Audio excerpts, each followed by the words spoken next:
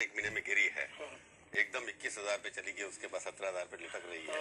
इसके पीछे क्या लगता है आपको, ये फंडामेंटल? तो भाई साहब 17,000 का तो इंडेक्स था अगस्त में, सितंबर में। कौन सी बहुत सी दुनिया डूब गई। तो 21,000 गलत था ना? तो भाई साहब तो 3,000 भी तो गलत था ना। जब तो लोग नहीं बोले कि शेयर बाजार में शेयर लो, जब तो जर्नलिस्ट आके राकेश वाला को इंटरव्यू नहीं करते थे, तो मार्केट का नेचर ही वो, it is animal like that, वो एक्सेस करने वाला है दोनों साइड में। आपने जब लगाया राकेश झुंझुनवाला के बारे में ये कहा था कि बुल है, आप कॉन्फिडेंस आपका इतना है कि जिसकी वजह से लोगों के तो जब इंडेक्स में 3,000, अब आप बेयर बन गए।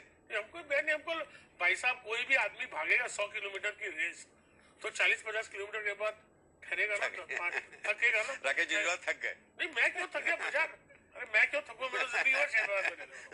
लेकिन इंडेक्स समझो 3,000 से 15, 16, 17, 20,000 हुआ, तो बाजार में रुकेगा, सांस लेगा, समय लेगा, कंसोलिडेट करेगा, उसमें क्या गलत है? नहीं, जो एक महीने में 17,000 से 21,000 गया, वो गलत है ना?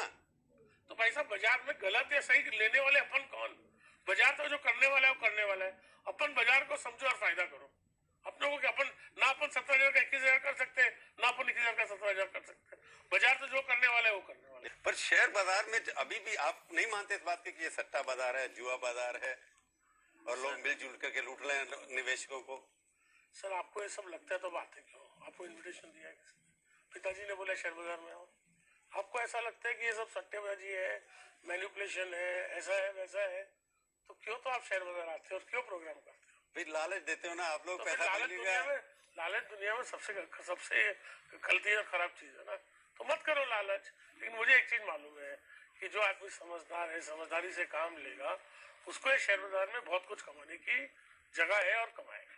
कैसे? अच्छा, ईमानदारी से पैसा कमाना हो तो कैसे कमाए शेयर बाजार के अंदर? अगर आपको किसी के पास 10,000, 1,00,000 रुपए, 2,00,000 रुपए, जैसे आपने शुरू किया था, ईमानदार आदमी पैसा बनाना। भाई साहब मेरी और आम लोगों में एक फर्क है कि मैंने फुल टाइम अपनी जिंदगी शेयर बाजार में लगाई। आम लोग तो फुल टाइम नहीं लगाते। तो एक चीज है कि आपको लगता है कि शेयर बाजार अच्छा है, बढ़ने वाला है, तो आप डिसाइड करिए कि आपके पास लाख रुपए की सेविंग है, तो आप 25,000, 30,000, 40,000 कितना शेयर बाजार में लगाना चाहते हैं। एक बार आपने डिसाइड किया, आपको, मेरे को बीमारी होती है तो मैं डॉक्टर के पास जाता हूँ ना, शेयर बाजार में भी इन्वेस्ट करना एक स्पेशलिस्ट काम है, तो आप एक अच्छा फंड मैनेजर चूज करिए। वो एक it can be an asset management, it can be a portfolio management या म्यूचुअल फंड, उसमें आप पैसा लगाइए। वही तरीका है यहाँ शेयर बाजार में रुपया बढ़ाने का। शेयर बाजार ऐसी जगह नहीं है जहाँ आदमी मूल कमाता है, शेयर बाजार ऐसी जगह है जहाँ आदमी मूल बढ़ाता है। दोस्तों ये देखिए, सेंसेक्स 2004 में ये 17 दिसंबर 2004 को ये 6,346 रुपये की थी। इसके बाद ये बढ़ना चालू हुआ और 2008 के जनवरी में ये 21,000 को पार कर गया था। उसी के रिगार्डिंग मैंने इंटरव्यू आपको दिखाया है। फिर अमेरिका में कुछ होता है फाइनेंसिंग से रिगार्डिंग, रियल एस्टेट की रिगार्डिंग, और मार्केट धीरे धीरे धीरे धीरे क्रैश होते चला जाता है। क्रैश होके जो मार्केट जनवरी 2008 में 21,000 का था, वो 9 जनवरी 2009 को धीरे धीरे साल भर में क्रैश होते होते 9400 का हो जाता है। यानी कि 55% डाउन हो गया था उस समय सेंसेक्स। 55%, यानी आधा से भी ज़्यादा डाउन हो गया था। और इसको जो उन्होंने कहा है राकेश झुनझुनवाला जी ने, कि ये थोड़ा सा जब भागेगा तो रुकेगा, थमेगा, कंसल्टेशन करेगा, उसके बाद ये आगे बढ़ेगा। तो ये देखिए, ये जब आगे की तरफ बढ़ना चालू हुआ तो इसने जो अपना हाई था, यानी जो 21,000 था, उसको 24 सितंबर 2010 में पूरा किया। यानी कि 2.5 साल लग गए उसको अपने हाई पर पहुंचने में। हाई पे पहुंच चुका था, यानी उसके बाद ये जो आगे की तरफ बढ़ते चले गए। उसके बाद 17,000 के एवरेज पे, यानी 21,000 टच कभी नहीं किया इसने। 21,000 जब अपना हाई टच करने के बाद 2010 में सितंबर में 2.5 साल के बाद अपना हाई टच करने के बाद ये फिर नीचे की तरफ आना चालू हुआ, और ये चलता रहा कब तक? 2013 तक। 2013 के दिसंबर में इसने फिर से अपना हाई को क्रॉस किया। यानी कि 2008 जनवरी में जो मार्केट क्रैश हुआ था, 4 सालों में उसने 6,000 से लेकर 21,000 तक का सफ़र तय किया। उसके बाद फिर इसने डाउन किया और ये 55% डाउन हो गया है। 21,000 से ये 9,500 पे आ गया था सेंसेक्स। फिर ये सेंसेक्स जो है ना सितंबर 2010 को ये 9400 के आसपास आया था, और जो 8 नवंबर 2013 यानी उस समय 5 साल के बाद, 5.5 साल मान लीजिए, उस समय के बाद भी 5 साल तक ये एक ही रेंज में घूमता रहा सेंसेक्स।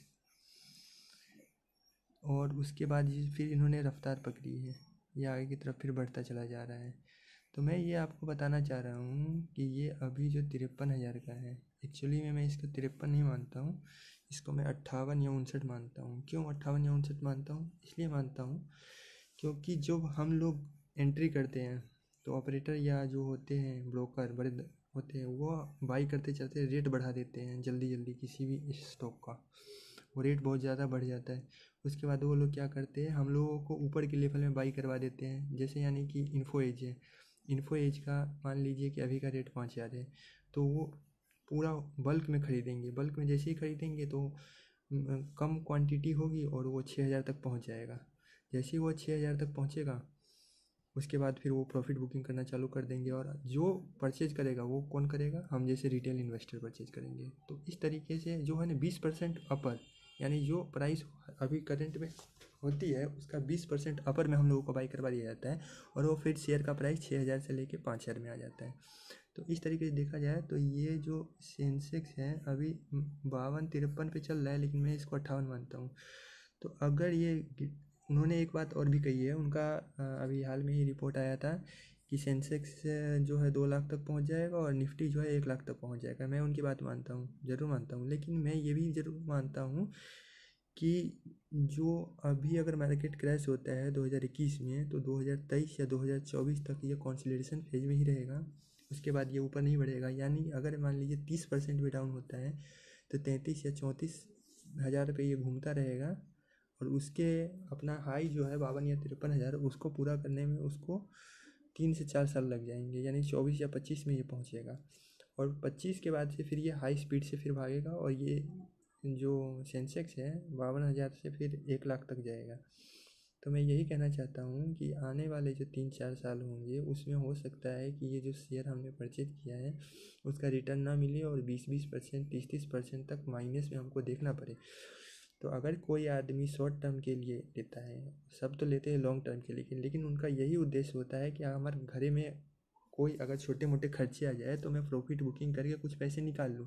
लेकिन ऐसा होता नहीं है। आपके जितने भी शेयर हैं सब आधे हो जाएंगे, 60% तक हो सकते हैं, 50% तक हो सकते हैं, और बीच में आप 5 साल तक निकाल भी नहीं सकते हैं। तो अगर आपके पास मेंटली प्रिपेयर्ड है तो ही यहाँ तक 4-5 साल या 10 साल तक के लिए हम होल्ड कर सकते हैं। अगर मेंटली प्रिपेयर नहीं है, हमारी रेगुलर इनकम कोई नहीं है, तो हम क्या करेंगे, हम इसको बुक कर लेंगे प्रॉफिट को, और फिर हम लॉस को बुक करके बाहर निकल जाएंगे। तो यही होता है मार्केट में। 4-5 साल तेज़ी होती है, फिर 4 साल 5 मंदा होता है। तो अभी ये तेज़ी है, फिर 4-5 साल तक मंदा रहेगा, उसके बाद फिर 4-5 साल तक तेज़ी रहेगा। तो मैं यही कहना चाहता हूँ कि जो लोग के पास अगर रेगुलर इनकम नहीं है तो वो लोग इसमें ध्यानपूर्वक ही रखें, क्योंकि हो सकता है 4-5 साल तक हमारे शेयर की जो वैल्यू है वो हमको मेन वैल्यू भी ना मिले, ऐसा हो सकता है। समझ रहे हैं हमारी बात? धन्यवाद ये वीडियो देखने के लिए, आपका बहुत बहुत धन्यवाद।